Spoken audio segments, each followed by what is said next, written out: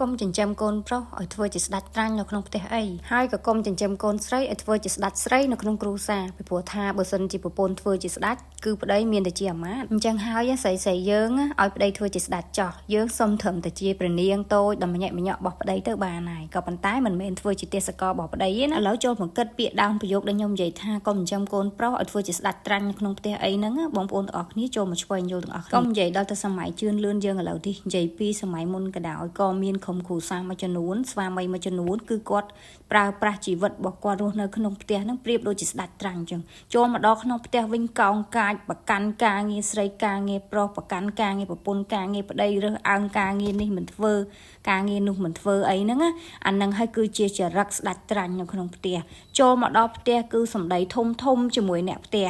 កោងកាចជាមួយប្រពន្ធកូនក៏ប៉ុន្តែចេញក្រៅវិញគេថាឆ្វេងគេថាស្ដាំខ្លាចគេញញើតគេក៏ប៉ុន្តែចូលមកដល់ផ្ទះវិញនិយាយពីអំណាចណាស់នៅក្នុងផ្ទះដោយស្ដេចត្រាញ់អញ្ចឹងទាំងអស់នេះមិនមែនជាចំណុចល្អដែលយើងក្នុងនាមជាកូនប្រុសត្រូវរៀនសូត្រតាមទេហើយក៏កុំចិញ្ចឹមកូនប្រុសទម្រង់បែបហ្នឹងដែរបងប្អូនទាំងអស់គ្នាសម័យបច្ចុប្បន្នណាបងប្អូនទាំងអស់គ្នាឃើញថាបច្ចេកវិទ្យាជឿនលឿនសុខទេសសបាយ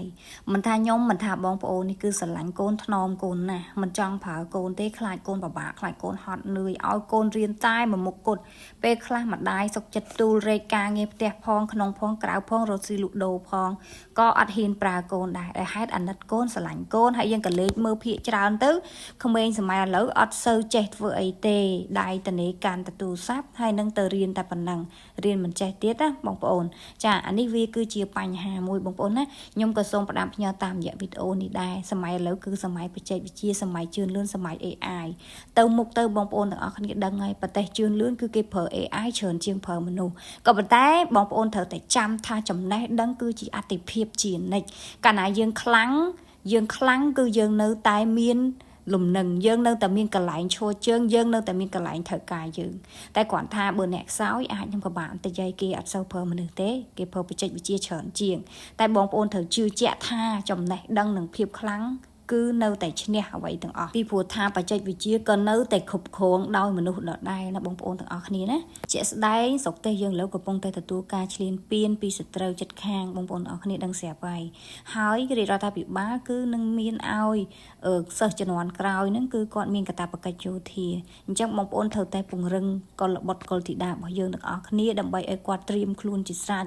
លុតដំខ្លួនគាត់ត្រៀមសម្រាប់នៅពេលដែលប្រទេសជាតិត្រូវការពួកគាត់ព្រោះកូនយើងទាំងអស់គ្នាហ្នឹងឯងគឺជាទំពាំងស្នងឫស្សីណាបងប្អូនទម្លាប់ចិញ្ចឹមកូនឲ្យសនុកស្រួលជាពិសេសកូនប្រុសកុំទម្លាប់ចិញ្ចឹមកូនឲ្យប្រកាន់ការងារបងប្អូនការងារអីក៏ដោយនៅក្រោមដំបូលផ្ទះតែមួយគ្រប់កិច្ចការងារគឺពុំមានការងារប្រុសការងារស្រីអីបែងចែកគ្នាទេបងប្អូនពីព្រោះថាស្ត្រីសម័យថ្មីគឺគាត់ធ្វើការស្មើដៃជាមួយនឹងបុរសគាត់រកលុយមិនចាញ់បុរសទេអញ្ចឹងយើងត្រូវតែឲ្យគាត់ទម្លាប់សម្របខ្លួនឲ្យគាត់រៀនធ្វើគ្រប់កិច្ចការងារទាំងអស់ឲ្យតែគាត់ធ្វើបានធ្វើទៅតាមកម្លាំងតាមអាយុតាមវ័យរបស់គាត់ណាបងប្អូនខ្ញុំផ្ដាំកូនខ្ញុំថាបើសិនជាកូនប៉កែប៉ុណ្ណាក៏ដោយនៅពេលដែលកូនមានគ្រួសារកូនជោគជ័យមុខជំនួញមានប្រាក់ចំណូលប្រមាណក៏ដោយ